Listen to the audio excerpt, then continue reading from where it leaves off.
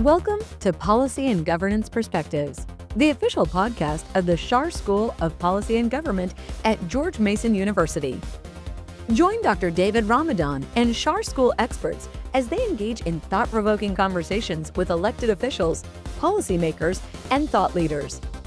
Listen for in-depth discussions on policies, politics, governance, and career pathways, all designed to elevate your perspectives and expand your mind.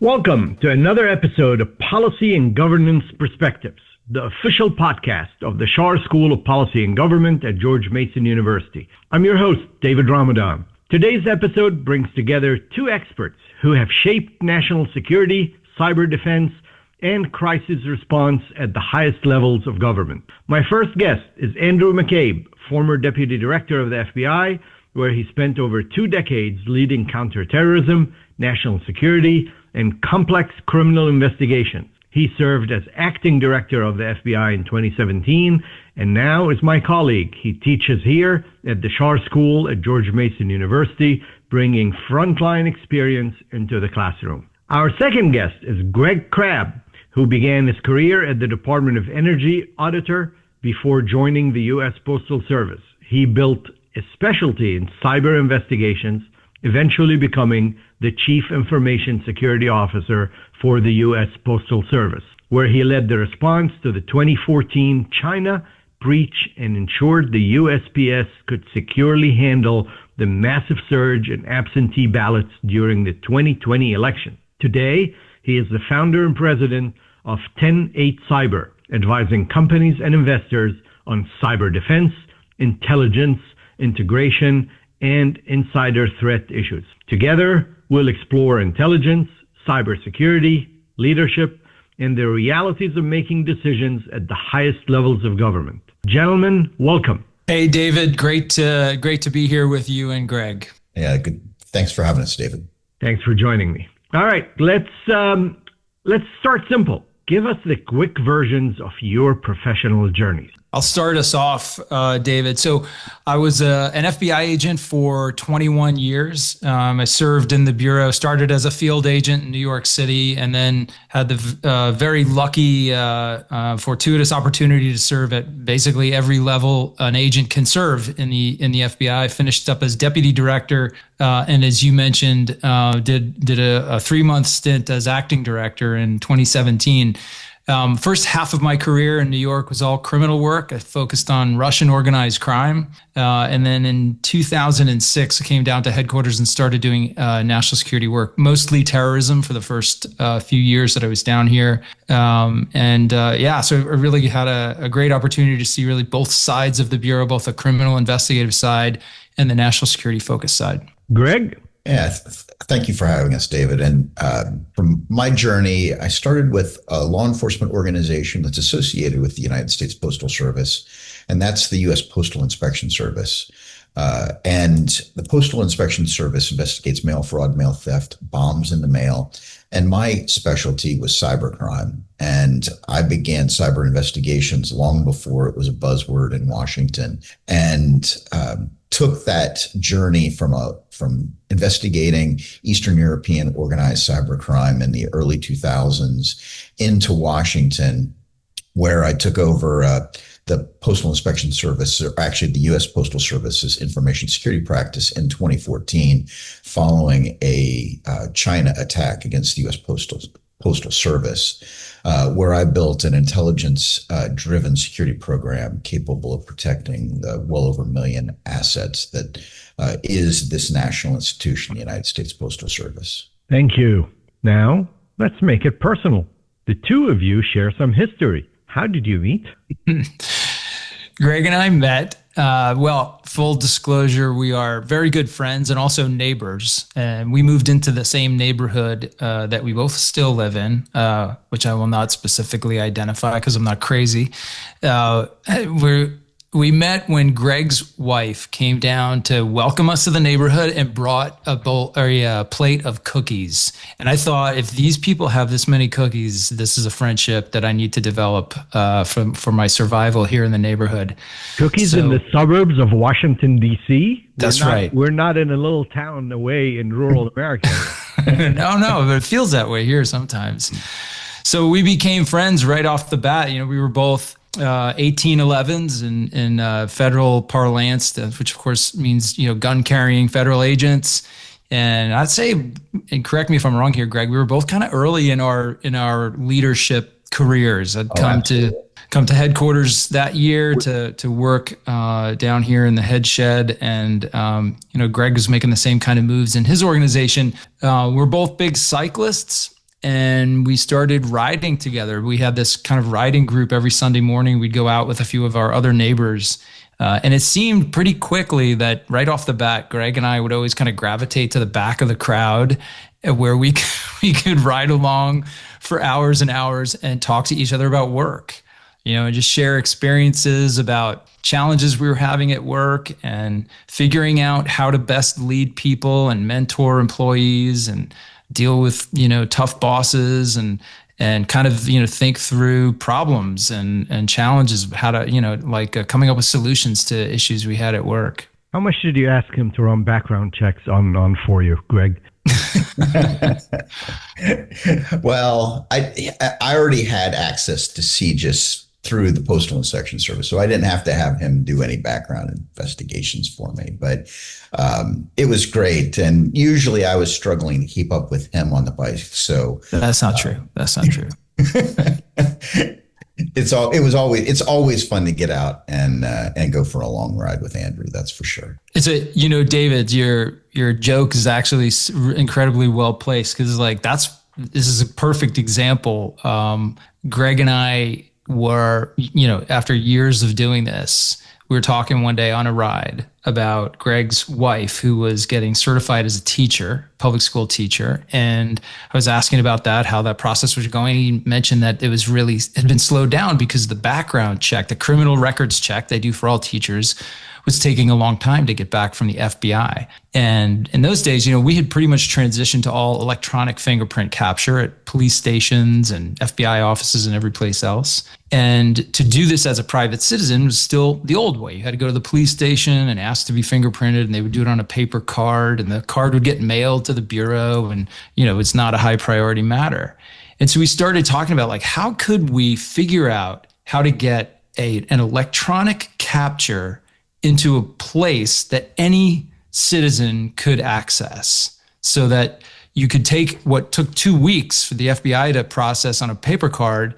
At that time, we were doing electronic processing in 6 seconds or less. Yeah, lucky to get it done in 2 weeks. I think my wife had to wait 15 weeks to get it back. It was horrible. It's terrible. It's terrible. Yeah, customer service perspective. Yeah, so we thought, what would we have the electronic technology to do it? What would be the place that any citizen, any person in the United States could walk into anywhere? What's the retail environment for that? And of course, it's the United States Post Office. Yeah, 31,000 retail locations. The passport facilities that the post office hosts allow any citizen, generally speaking, to get to a post office within 15 minutes of their house. And so it's a government office that's right in your backyard. And it was the perfect problem set and opportunity to bring basically fingerprint collection and identity services into communities around the U.S. And so I took up the banner within the post office and Andrew within the FBI, and did a couple of meetings of the minds out at CISO. Actually took a trip out to West Virginia to see how all of the magic was done, and whiteboarded out what we could do. And like Andrew said, literally in seconds on an electronic collection, we can get back the specific criminal history for any citizen. So is that the case today? Can citizens just go to any post office and start a background check? Yeah, it started with 2 locations, and now it's over 1,000 locations across the U.S. where citizens can go to have their fingerprints collected, and they can get their own criminal history back, or it can be electronically provided to whoever requests that with the consent of the person that gets their fingerprints collected. So they walk in, they initiate it, and they'll give you information where to send it to employer or to somebody else? Yes, absolutely. Fantastic. I did not know that. Yeah, it's a great resource to expedite. In our use case, it was being able for my wife to become a substitute teacher, and then and so many other use cases that have come out from a national background and identity verification purpose.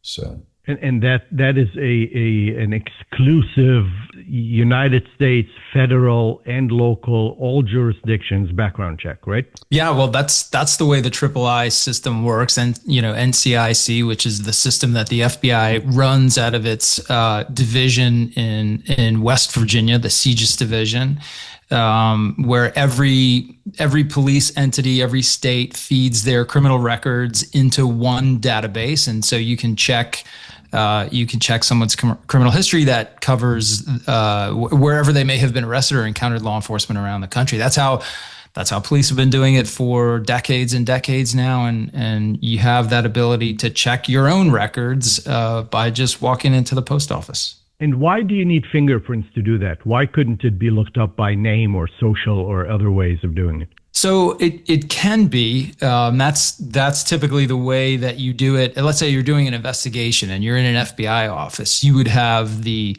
NCIC technician in the field office. You'd give them a name and a date of birth, and they would run that person.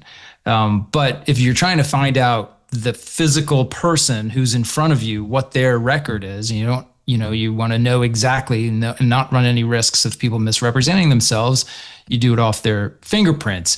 You can now, of course, do it other ways too. You can identify people with all sorts of biometric indicators, but the basic system of reliable identification has been since the early 1900s. Probably 1920s, something like that. 1930s has been the fingerprint identification index. Yeah, another aspect of that is also any of that information is just knowledge-based identification, where a biometric such as a fingerprint is the actual human that presented themselves for the verification process. And there's obviously a lot of value to that from a know your customer perspective. Thank you. That's very interesting. All right, let's learn further and in a bigger picture from your experiences. You both worked at the top of your organizations during high pressure moments. Let's talk about the biggest policy challenges you faced. What was it? Andy, you want to go first on this one? Yeah, sure. So for me, there's probably no bigger policy challenge, no bigger national security challenge than what we went through after 9/11. And I say we, meaning the FBI, but really the entire country, and trying to reposition our national security structure to protect against this new and particularly dangerous threat, at that time posed by Al-Qaeda.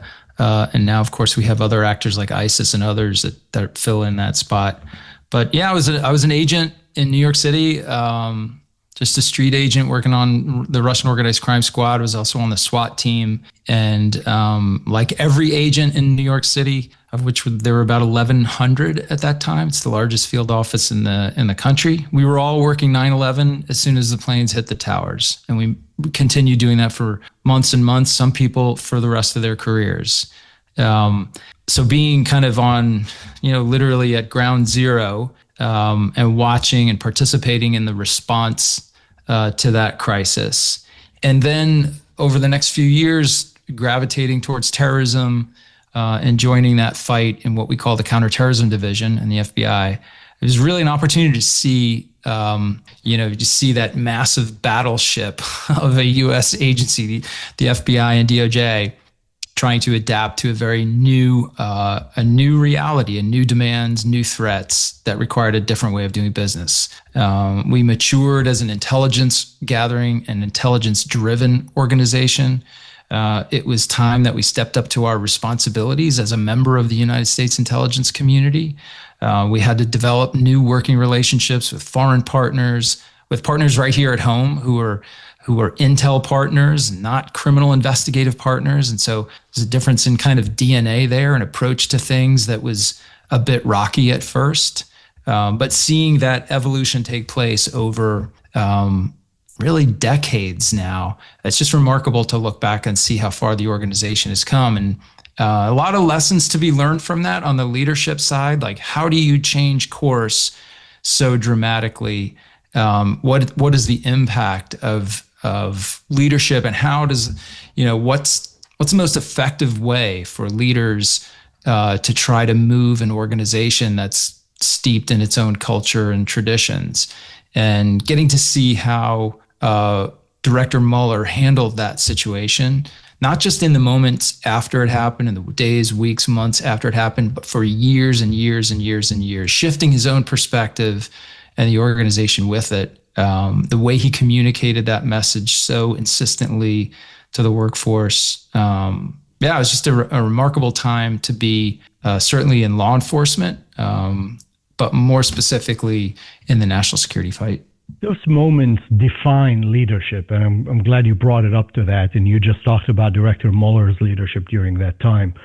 We all remember, of course, President Bush's moment when he went down to Ground Zero and said the entire world will hear you soon. And I remember clearly those times, as you know well, Andy. My background is Middle Eastern, and I'm an immigrant from Lebanon, so those were tough times for my family and all of us immigrants, specifically those that came from that part of the world. I remember President Bush went down to the mosque in D.C. the day after as well, and made sure to say that wasn't an attack by Islam, but an attack by individuals against this country.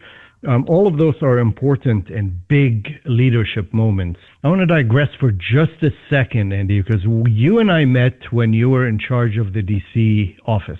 That's right. And part of that area, which wasn't just the D.C. region, that included the Middle East. Talk to us just a little bit about that dynamic. How does the director of the D.C. office, and I apologize, I'm not getting the title correctly at that point, is in charge of the D.C. region and the Middle East, and why? Yeah, so just a little bit of background. There were at that time 56 field offices in the United States, 56 FBI field offices. I think it's down to 55 now because there was a little, some moves were made in the offices in Tennessee. But nevertheless, 56 field offices then. Of those 56, each one of those are run by a special agent in charge, except for the four largest field offices, which are New York, Washington, D.C., New York, Washington, D.C., and Los Angeles. 3 offices were run by assistant directors in charge, just because they're so much bigger, the volume, the number,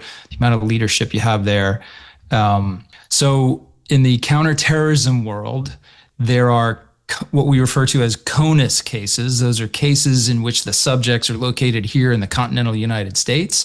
And there are, we call OCONUS cases, or extraterritorial cases. Those are FBI cases in which the subject of investigation is located in a foreign country. It's not practical to have all 56 field offices working foreign cases. And so we made a decision early on in the counterterrorism division to basically divide the world into 4 parts, and assign each of the 3 biggest field offices, so New York, LA, and DC, and then also Miami was added to that group. And each office had a particular region in which they were responsible for all of the extraterritorial cases. So the DC field office, we call it Washington Field, was responsible for the Middle East. So they had all of the cases coming out of Iraq, Afghanistan, Syria, all over the Arabian Peninsula, Turkey, trying to think of all the rest of the countries that were in that scope. It changes periodically. New York had Western Europe and Russia, and also Africa. Los Angeles had Asia and all the CT cases that were taking place in that time in places like Indonesia and the Philippines and other places. And Miami took care of South and Central America. So that's how you ended up as, in my case, the head of the Washington field office, day to day running and overseeing cases that were, focused on subjects who were killing people in Afghanistan or what have you. And to clarify for our listeners, I said we met when Andrew was in charge of the Washington field office in the Middle East. No, I was not a subject of his investigation. I was actually in office in Virginia, and we had a local issue with the Indian American community in the area, and I reached out then to who's in charge of the FBI, and sure enough, he happened to be a constituent, and we started our professional relationships there, and I am glad and honored to call him a friend over the years. Absolutely. And that's the other, that's the much more common side of the head of the field office's responsibility. You have a territory, an AOR, as we call it, because we have to have some sort of impenetrable, letters for everything. But your area of responsibility is in Washington, it was DC and of course, Northern Virginia. And in addition to overseeing those cases, you have to interact with the community. You've got to build relationships with all the stakeholders across that community, whether it's the faith-based community or the environmental activist community or, whoever that might be. You've got to be really out there meeting people so that you're in a position to respond when citizens or their representatives or their imams or rabbis or priests or preachers call up to talk to you about something and bring something to your attention. So it's an incredible job, and you really get to know the area in a distinct way.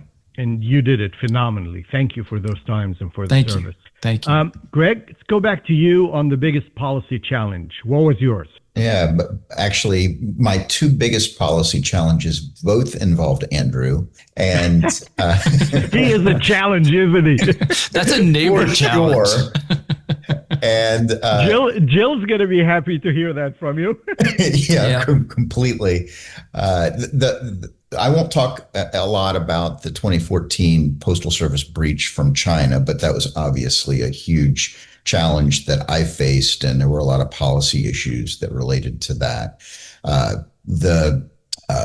The second, or actually the first of my challenges, was really when one day Andrew and I were riding along, and he said, "Greg, we need to brief you on something. We've got a situation, and it'd be a good idea for you to come into our offices." And he sat me down and he talked about some planes that were stopped in Europe, one at Heathrow and one at Frankfurt. And on those planes, there had been parcel bombs placed that had originated from AQAP in Yemen. And at the time, I was the inspector in charge of global security for the U.S. Postal Service. The U.S. Postal Service does business with 192 countries in order to be able to exchange mail and parcels around the world. These two particular packages were of significant concern. It was late 2010. And AQAP had developed a plastic explosive that is why you as citizens can't carry water bottles through airport security currently. And as a result of what Andy shared with me and the findings and the fact that TSA had stopped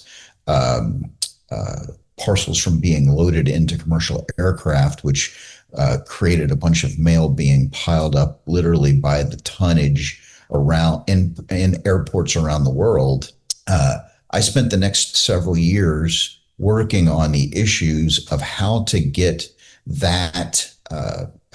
those parcels cleared from a security perspective to come into the United States. And over the next couple of years, I worked through a United Nations specialized agency that supports the U.S. Postal Service.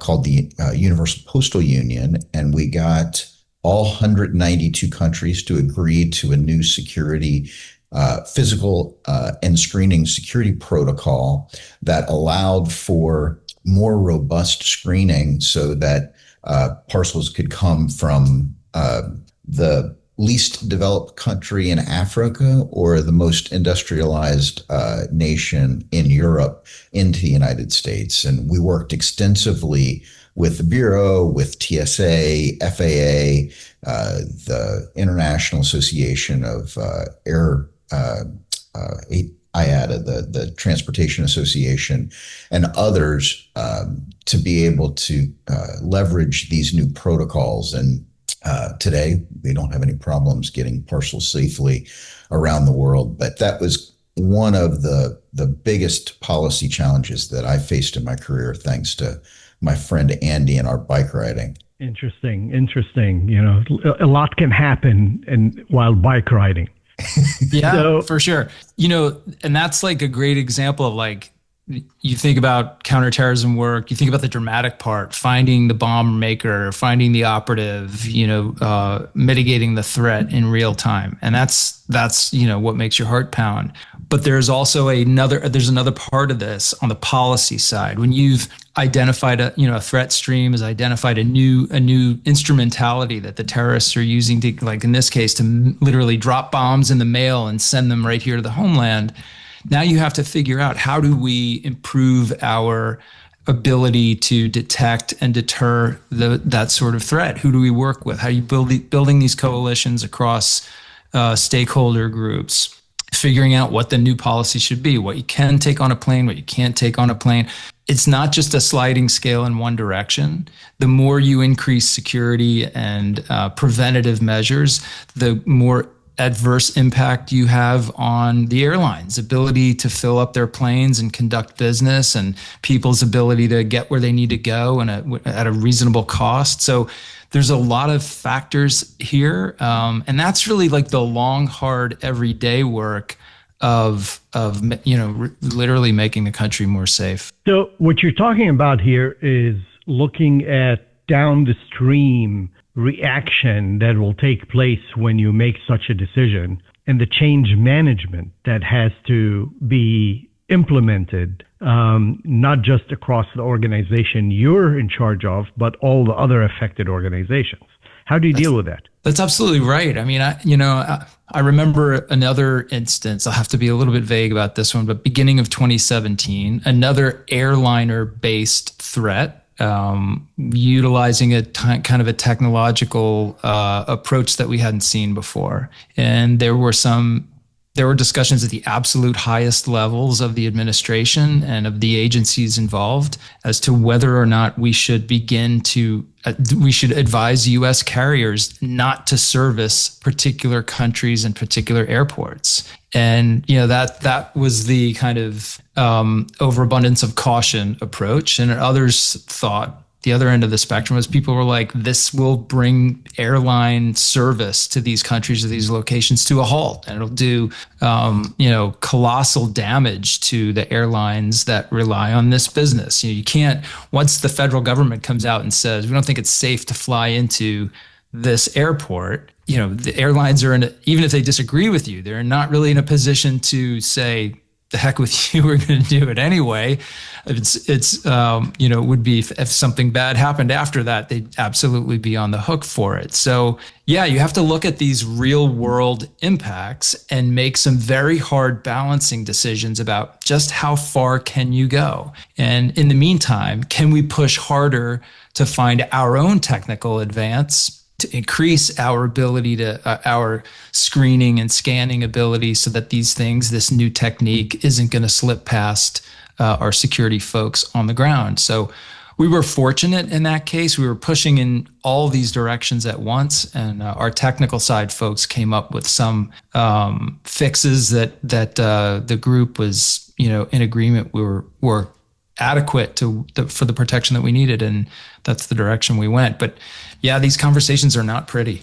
I mean, it's very charged. I don't want to say emotional, but people have very strong opinions and well-grounded in fact, just different perspectives. And there are some countries that we don't fly into. American Airlines do not fly into Lebanon, my old country, for example. That's right. Nor are Lebanese airlines allowed to fly into the United States. So you got to ask, Lebanon survived.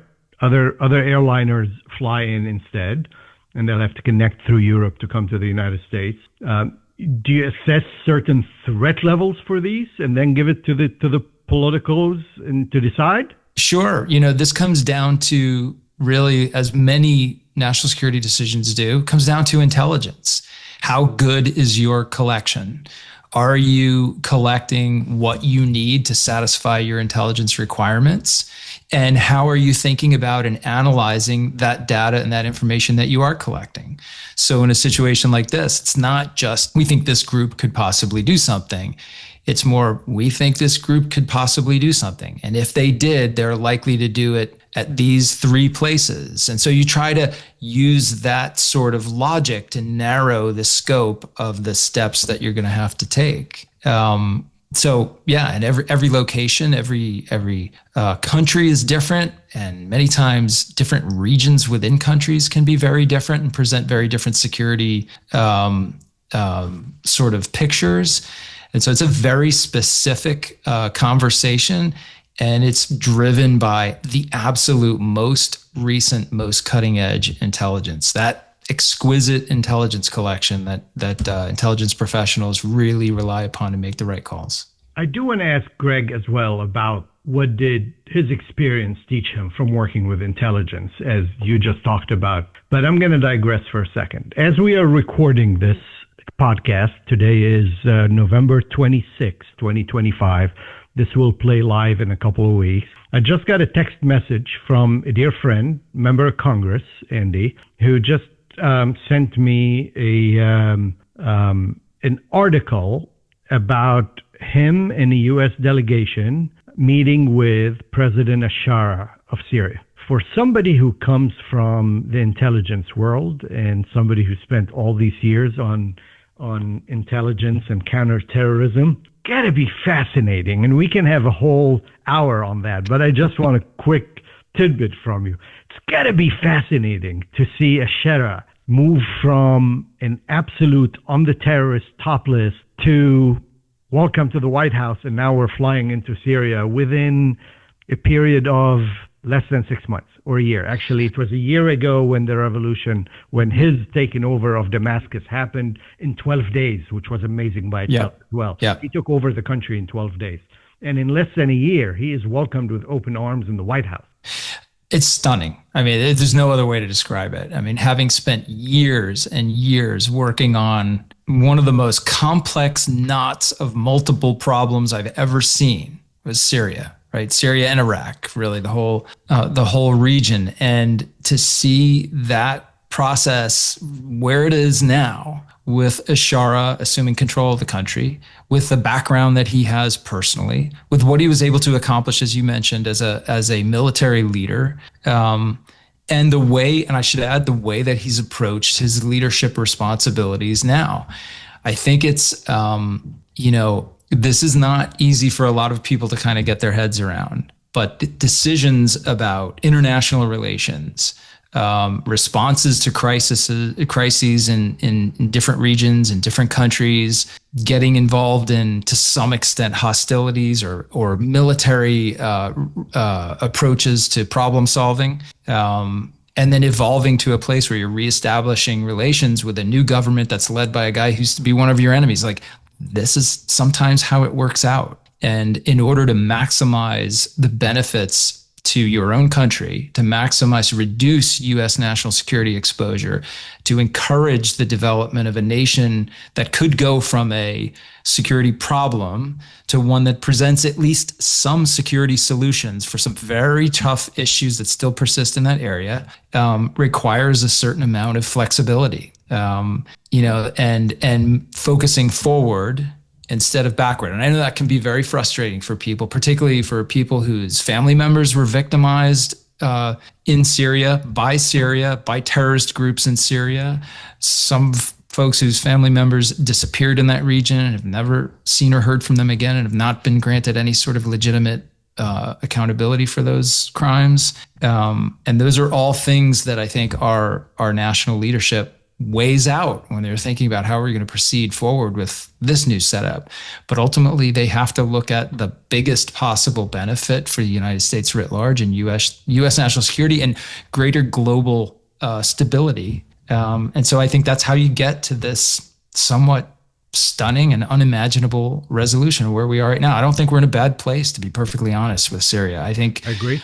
This is a positive development for the long term. There's a lot of work left to be done, but I think the administration's doing the right thing on it. We probably need another year or so to get some of that material declassified. But at that point, you and I should probably teach a course on Syria and what happened there. It'll be a fascinating course. That could be. All right. Sorry for that, Greg. We went on a tangent there. So that's the typical tangent that I go off on with Andrew all the time. Yeah. I mean, that's why CNN has him as a commentator and an advisor. I mean, lucky to have him. They are. And you just got a sense of what I learned day in and day out, being able to ride the bicycle. When we used to ride into Washington, D.C. Once a week on our bicycles and from our homes. And, just listening to these conversations and having him, just press the play button and you're going to learn something significant from Andrew. And, the thing that I learned the most about this topic from Andrew is threat intelligence is a leadership discipline. And it's something that many organizations just treat intelligence as news. But when you really look at intelligence and make it part of your decision-making process, that's when it becomes extremely valuable. And Andrew taught me how the FBI created an operating system for for Director Mueller's daily brief and made intelligence a cycle that led them to make better decisions. And as a result, it enabled me in my government role and now as an advisor to businesses on how to leverage the intelligence cycle that the government uses to make better decisions for, whatever the outcome is. And preparing for an offsite next week for a brand new portfolio company under the venture capital firm that I advise, Ballistic Ventures. And one of the key things that we're going to talk about that I added to the agenda is what is the threat model that we're going to be addressing, and why does every executive that we're going to make this product for need to have it? Because they're facing very specific threats in their homes that need to be addressed. And it's important to understand the threat model that is associated to any product that's going to be entering the marketplace so that you can build appropriate mitigating controls in order to be able to address those risks. And so, that's the beauty and just wisdom that you get from listening to Andrew for years, and the value of integrating intelligence into government and business operations. That's fascinating. And I wrote down something you said there, Greg, which is very interesting, and I want to make sure to repeat it for our listeners. You said threat intelligence is a leadership principle, not news. And that just was a capture that I wrote down because it is important for people to understand. Absolutely important. All right, so I'm going to take it big again, big picture for a minute before we end with a couple shorter questions. If you were U.S. cyber czar for one day, understanding the environment, understanding where we are today, which policies would you put in place? Greg, in a minute. Yeah, I'm going to start with modernizing the ISAC infrastructure under DHS. I think Sean Planky, who is the current nominee for the role of CISO, has yet to be confirmed, but I believe that that's one of the most important things that we have from a national infrastructure perspective to focus on. And how do we really require that appropriate threat modeling for all of our critical infrastructure sectors to be able to understand what they're facing and how to mitigate those risks, whether those risks are China, destructive attacks enabled by AI or automation, or the complex third-party risks that the cyber domain currently contends with. Okay, cyber czar for a day, Andrew McCabe. All right. So assuming that as cyber czar, I also have like a magic wand to do things that can't actually happen. All right. So if I could, with that magic wand, actually make bipartisan solutions on the Hill, I think we need comprehensive bipartisan legislation that's going to address every aspect of election security. And I say there's obviously a huge piece of that would address specifically election-related cyber risk, but also the other risks that come with election security, access to systems, the requirement for, paper ballots, which I think, we actually have that now. That's a good thing. But this continues to be one of the most divisive issues in our country. People have very wildly different ideas about how we do it or how we should do it, or do we do it well enough or not. And I think like a little bit of both sides of the House leadership from Congress saying, okay, these are the standards. This is what we expect from our cybersecurity professionals, our election security professionals, would be helpful to just kind of not only getting it done, but getting past it as a constant source of political divide. Okay, you brought up election security, so I can't not ask you this.